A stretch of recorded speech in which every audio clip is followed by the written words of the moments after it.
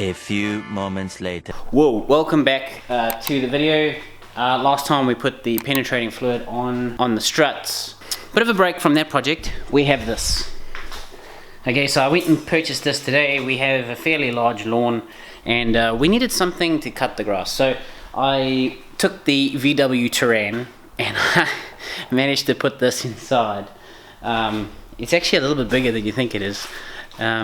Anyway, I got that into the VW, brought it home. It doesn't start. Just have a listen to this. Yeah, that doesn't sound good, but at least the starter is wanting to crank. I think it will fire if we can get the starter to go. So that's the plan for this evening. I'm going to take the starter off, see if we can fix it up, and then just have a look over the entirety of the zero turn. See if we can sort of do a bit of maintenance and then try and fire it up and see how we go. So let's go.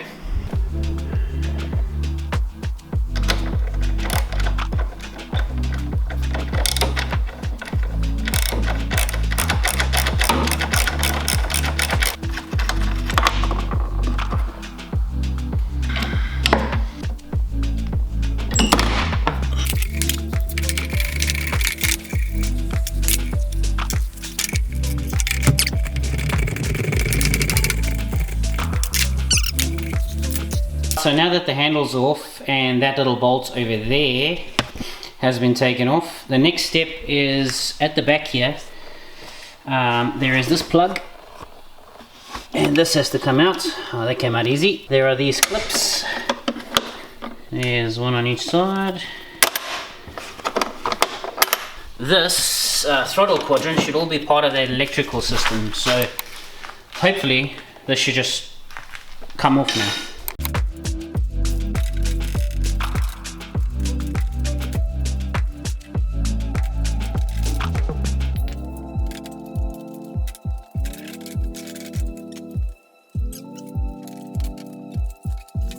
Right guys, there we go. The lid is off and now you can have a look inside this mowing machine. It actually doesn't look too bad. Needs a little bit of a clean. The deck doesn't look too bad, needs some anti-rust stuff on it. Pulleys look okay. Chain looks fine. I think it could definitely use a bit of a grease up. Cool.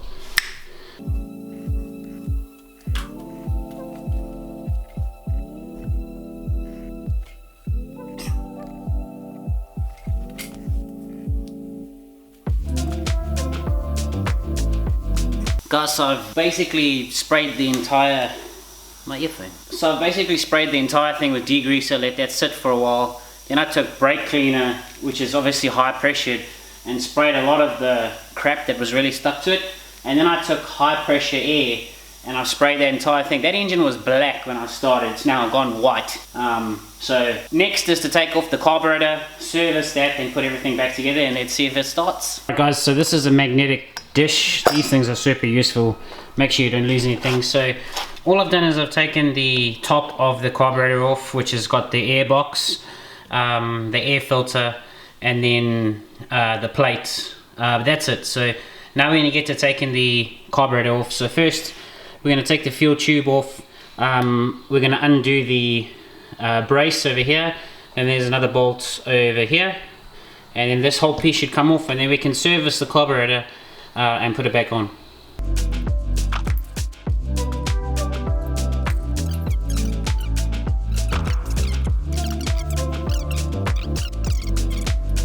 Right, so if you have a look at a carburetor, inside you'll see there's a butterfly, and the butterfly valve is what we use to put the choke on. In this case here, and then there's another butterfly further down in the Venturi section, and that's your throttle butterfly. We're going to have a look at this float bowl and see what's inside here. You know, see what it looks like. But my hands are dirty. You want clean hands and you want this to be clean, so I'm just going to spray this with some degreaser, get all this grease and shit off of here, and then we'll take this apart and put it back together and put it back on. Righto, have a look at that. Now that is a lot cleaner. So all I did was I sprayed that with brake cleaner and then just took a cloth and cleaned it out. You can spray brake cleaner inside here, just make sure not to let it sit in there. So I just sprayed it upside down just to get all the rubbish that was sort of inside there. Just gave it a bit of a clean, so now it looks half decent, and we'll take the float bowl apart. Okay, so if you haven't taken apart a carburetor before, it's pretty easy. You just take out the high-end needle valve, you take out the little nut, the cover comes off, and then the float, which is that golden ring, has a little pin that you just slide out, and it comes out with the fuel valve needle. So don't lose that. That is your float, and that is your pin for fuel control. Very important, so don't lose those. Right, now you just want to blow it out with some air. Guys, good evening. My hair is looking much better. I decided to put some conditioner into it. Anyways, you guys don't care about that bullshit. So last night I was busy on the mower. I finished most of the work, but my camera died when I was busy with the carburetor. So I'm just going to give you a quick update on what I've done so far, and let's try and get this thing started this evening. Okay, so first things first, you'll see that the engine is now white. So this cover, I actually sanded it down nice and gently, and I resprayed it with white paint. I then coated the entire thing in a clear zinc coating, which should help stop the metal from rusting, and help it also take a few knocks and bangs. You'll see that this is now basically black. I put a rust converter onto it, so that's turned that black. Same thing with the tubes, they had quite a bit of rust on the sides, but a rust converter. I tried doing it on the exhaust, didn't really work. I don't really care, I'll just replace the exhaust at some point. They're not very expensive. I cleaned the carburetor, as you guys saw. Fuel tank is now clean, and if you have a look here, you can actually see we have a fuel gauge. A little bit of moisture in there, but fuel gauge is good. Right guys, so one of the major things was cleaning up all of this. Now the entire under area here was all caked in dirt. So if you look really closely, you'll see that there was actually like this huge thick crud all over the place. And I've actually cleaned it, so you can actually see there, you can actually see the bolts now of the engine. So that was really good. I put lubrication all over the chains and different bits and pieces inside there. I've reconnected the battery, put the little stick things here back up, I'm not sure what you call them. And right guys, so I've hooked up the battery from my Subaru up to the small battery in there. I'm going to start it now, but now something that's really important when you are fiddling with one of these is you need a flat, small flat screwdriver, because we're going to adjust the carburetor. Now I said to you guys yesterday about the two little screws, so I got them the wrong way around. The bottom one on the float bowl, that is your high end, and the one sticking out the top is your low end. The other one obviously on the other one on the actual movable part on the butterfly valve, that is the throttle, and the other one on top there is actually just the casing. So that was my bad, but yeah, so high end on the bottom and low end on the top. So I'm going to try and give it a start, see what it sounds like. Maybe we can get it to run. If not, I'll show you guys how I'm going to tune it. Right, so I've taken the air filter off because we don't need it while we're trying to get to start. So choke is on.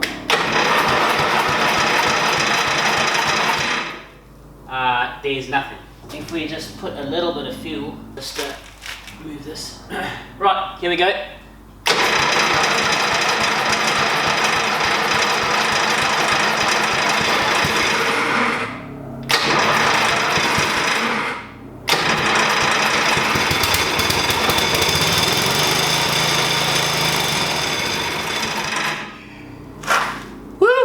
We got it to start.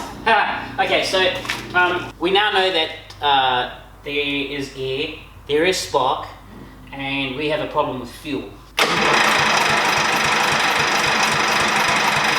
Right, so I'm going to reset these screws. So first of all, once you've taken the filter and stuff off, you got to take this out over here. So this is the base plate.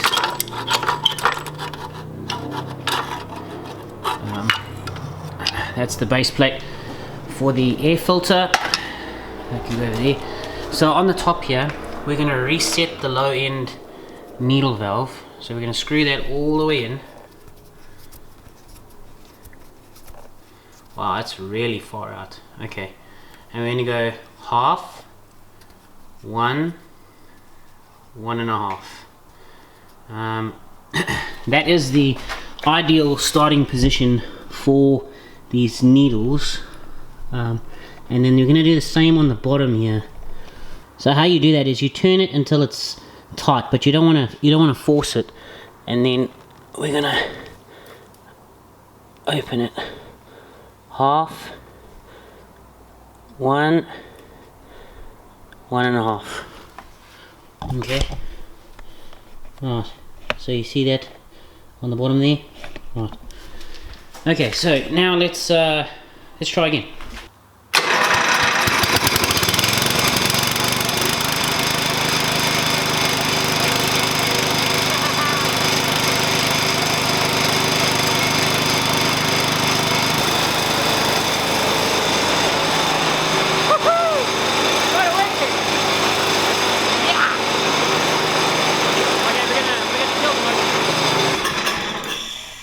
Boom! Oh, I feel so stoked. I mean, you saw me, guys. I worked on this thing the whole of last night. I put it all together. I cleaned everything up. I cleaned the engine up. I think it's really cool when you get shit to work. Oh, and if you have a look at the exhaust, okay, the exhaust has now got hot. And that rust stuff I put on, that rust converter, has now changed it to black. Check this out. So it's starting to go black, which is good. But we'll probably have to replace that at some point. But okay, I'm gonna put this all back together, and then yeah, let's see if we can get it to start on its own, and hopefully do some driving, maybe just inside here.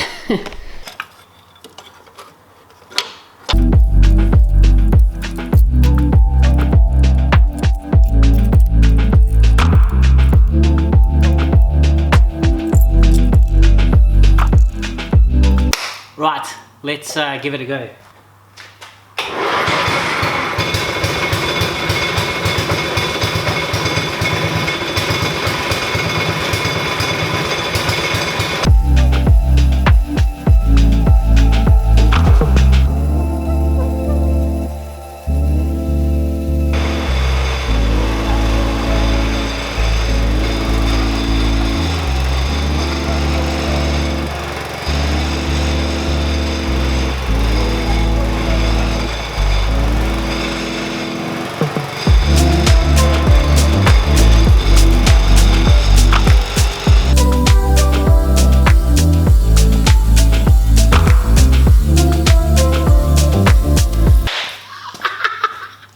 We got it working, yes.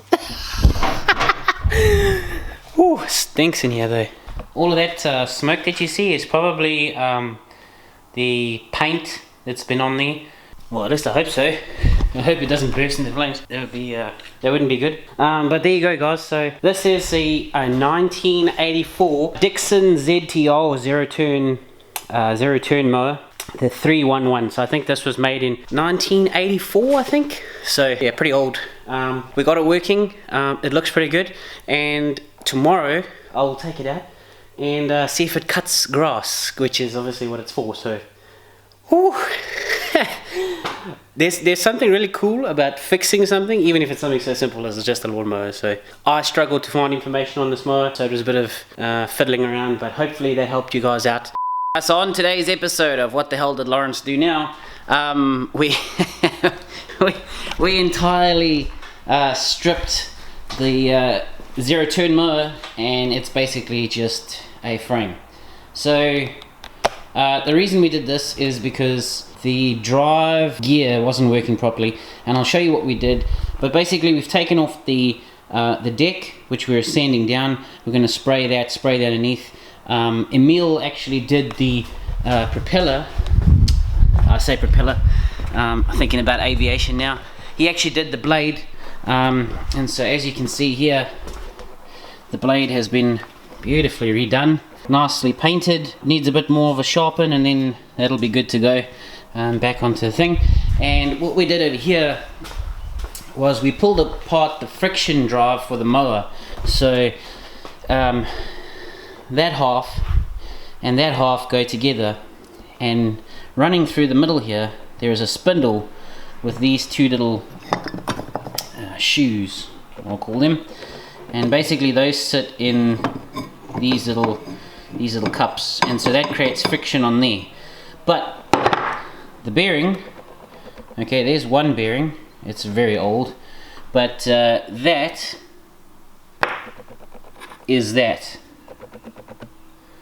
So one of the bearings actually completely died. Who knows how long ago that happened, but basically what was happening is that spindle was moving. So every time you try and put friction onto one of these shoes here, this would actually move around because the bearing's not holding in place. So today's mission is to go and get a couple of these bearings, and then I'm going to rebuild this. We've got to finish off the mower deck over there, put it all back together, then we have a good lawnmower. And hopefully you guys find this content interesting.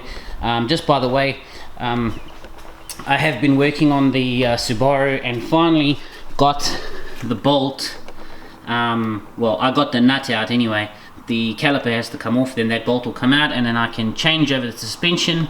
I've pulled off the body panels, and we can start sanding this very shortly once I've taken all the rest of the bits and pieces off. So let's go get some bearings. Then we'll come back and we'll carry on with the mower. So, whew, busy day.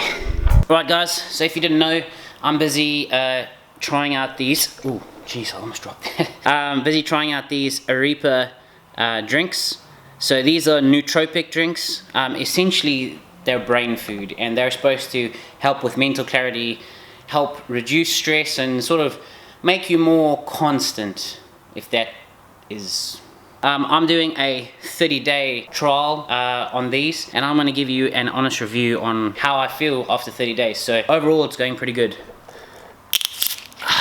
This is the light and sparkling one. This one is honestly my favorite so far. The original one is like a standard drink. It's a lot more bitter. It has more calories as well, but I find this one is actually a lot easier, a lot nicer to drink. So plus I like fizzy drinks. So.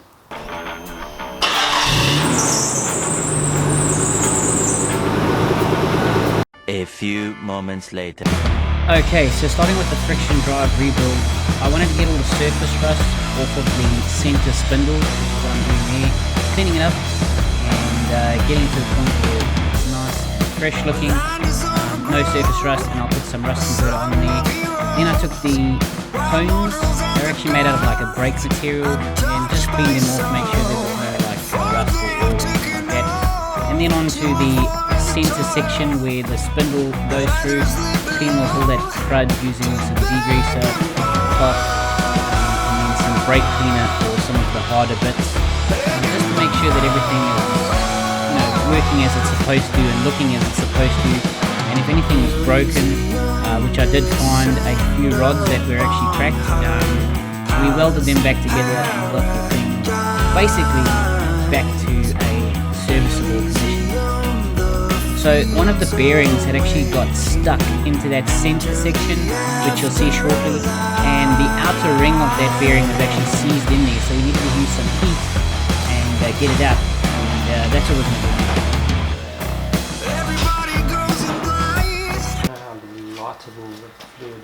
It's flammable.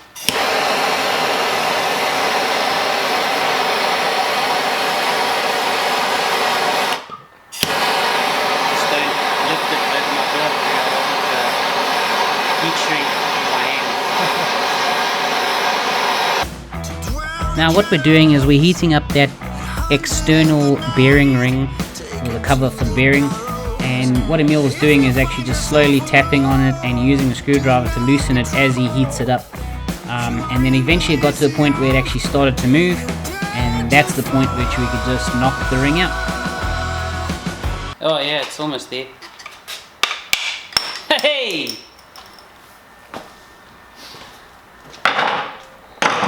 Heat works high. Yeah, it does. The heat's a good job. Now, definitely Emil had the most difficult job where he had to sand all of the rust off of the deck. But luckily the deck was actually in pretty good condition and most of it was just surface rust. As you can see here, he's actually he's actually sanding one of my rubbish welds. As you can see, I welded a penis into the top of the mower deck. I did a terrible job, didn't I, Emil? Yep. No, it's not too bad. Oh, Emil is now fixing my my terrible welding job by sanding all of that crap off. Oh, next time I'll leave it up to the professionals. Okay, and back to some more cleaning. So now we're working on the side section, so that center cone that fits in between these two sections. And these have chains which drive those little cogs, and those cogs drive the wheels. So when you move the controls, they actually engage and they drive the wheels. So using some degreaser, I'm just spraying all the bits. What I'm spraying there at the moment is actually the brake, or the handbrake section. Okay, then after everything was clean, you can see it now all runs nicely. I checked the bearings still looked fine, so I didn't want to replace them. I didn't want it to do more than what I actually needed to. Okay, now we're inserting the new bearings into that center section, but just remember that when you do actually put the bearing in, you can't just smack it with a hammer. So what I'm doing is I'm using a socket and just slowly tapping the bearing into place. And when you put the bearing in on the other side, you need to make sure that you don't push them in completely, because otherwise the center shaft won't fit in. So you need to slowly tap them, and then the center shaft will be locked in place. You can then use that threaded dowel which has keyholes in it, which you can then put through the center, and then you can put the cones back on. So you see the cones, they actually have a key. That key has to go in place, and once it gets forced down the rod far enough, you can then put that pulley drive on. There's a nylock that goes on the end, and putting the whole thing together was a little bit of a pain in the butt, but using some degreaser and a bit of penetrating fluid to get it to move nicely, we got it in the end. I've done this whole edge around up to here. I just got to do this little edge until here. There's a bit to clean up over here, and then I've just got to get a wire brush and just clean up these little edges that I couldn't get into. And I'm just going to weld up this little bit of a hole there. And there. And then wire brush the inside. Yeah, wire brush inside. And then paint. Yep.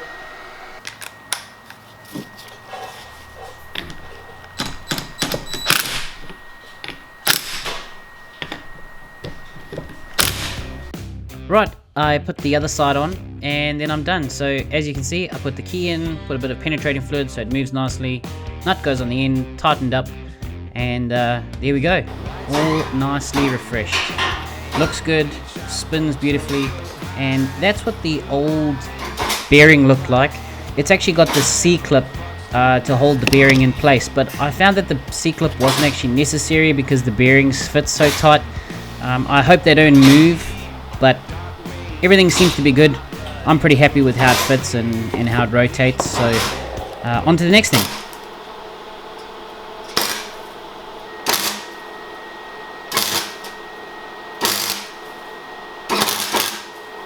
Right, now it's time to put the entire drive unit back together. It's actually really easy. Everything just slots together, and then there's these two bars on the back that you just have to bolt all of the pieces back up together again. There are a few springs that need to go into place, and you'll see once I start to put the second bar on, there's springs in between those two bars, so you've got to kind of move them around and flex them. But it does go on eventually, just persevere and they'll go on.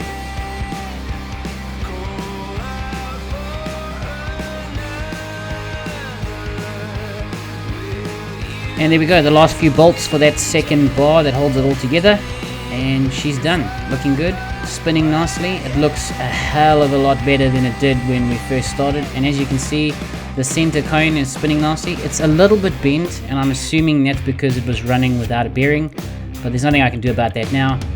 Looks pretty good. We did a bit of a weld job on there, but you can see the before and after. What a difference.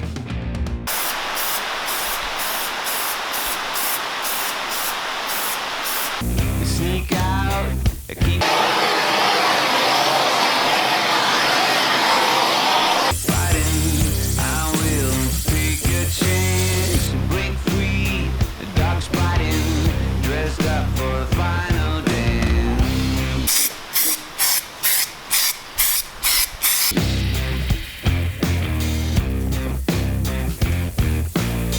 shut down, inspire. I'm here to take your call. New soul to hire. I will despite you all. I missed a few spots there.